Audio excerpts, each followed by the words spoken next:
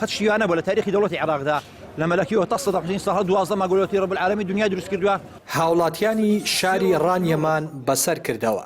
تاکو بزانین لە سەروبەندی هاتنی ساڵی نوێدا دۆخی ژیان و گوزەرانیان چۆنە ڕوومان لە هەر لایەک دەکرد دەردەدڵی ئەوە بوو ژیان و گوزەرانیان باش نەبووە لە ساڵی 2024 دا و بەهۆی دواکەوتن و نەبوونی موچە لا دۆخێکی تەواو خراپدا بوون. جوتی بە 500 دیناری دەفرۆشم بەس عیب نەبێ عادینە هەر ناشفرۆشێ ئەنی بۆ هەرزانیش خەڵک ناتوانێ بیکڕێ خەڵک ناکڕێ خەڵک ناکڕێ بڵێم چی ناکرێت جا خەڵک پارەی پێنیا وەزعەکەی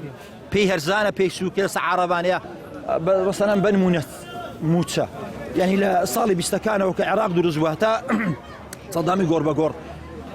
موچەی کابرای بەسڕایی چۆن دراوە زاخۆ قەڵازەش ئەوا دراوە ئەدی ئێستا بۆ وانە بۆ بە زۆری شکێ دیارە بۆ بە زۆری شکێ هاوڵاتیان و کاسبکاران دەڵێن دەسەڵاتداران باکیان با ژیان و گوزەرانی خەڵک نییە ئەوان خۆیان شوێنیان گەرمە و باکیشیان بەساردی دۆخی خەڵک نییە کە لە چ مەینەتیەکدا ژیان دەکەن زارێن وڵا گودارانێکی زۆر زۆر ناخۆش ناڕاتی نەرەوەڵا خەڵکی بێموچەی بوو ساڵێکی ناخۆش بوو دەمانگ موچە دراوە لە ساڵێکدا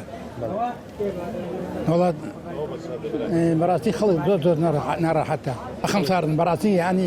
هەچیان بە خەڵک نەکەوتە هی بە هیچ شێوەیەکی بە خەڵی لە حسابدا نییە بە خەڵی خۆیان چۆنی بڵێوان دەگەرن هەچی داهاتە بۆ ئەنە بەخچیکە یەکوە خەڵک داهاتی ئەم کوردستانی بێبەشە هەتا موچە خۆڕەکەش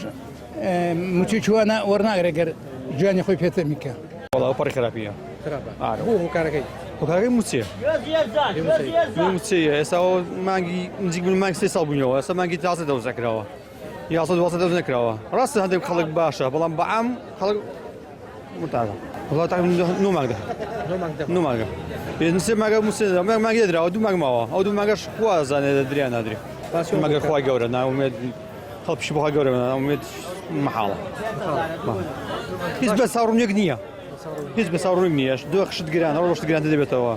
كهرباء هدنا ما كهرباء ما اوني نو في يزني ادي تسهل لە ساڵی 2024 دا موچەخۆران هیچ مانگێک لە وادەی خۆیاندا موچەیان پێنەدرا تەنانەت بەشێک لە مانگەکان 75 بۆ 80 ڕۆژ تێدەپەڕی ئینجا موچەیان پێدراوە ئەمەش کاریگەری لەسەر دۆخ و ژانی خەڵک بەگشتی دروست کردووە و باز لەوە دەکەن کە ساڵی 2024 بۆ ئەوان ساڵ دەمان بووە نەوەکو 12 مانگ ئەمە ژوای لێ کردووە کە بڵێن ساڵ بە ساڵ خۆزگەم بەپەر ڕێناس ئەرسەلان کەناڵی پەیام ڕادیۆ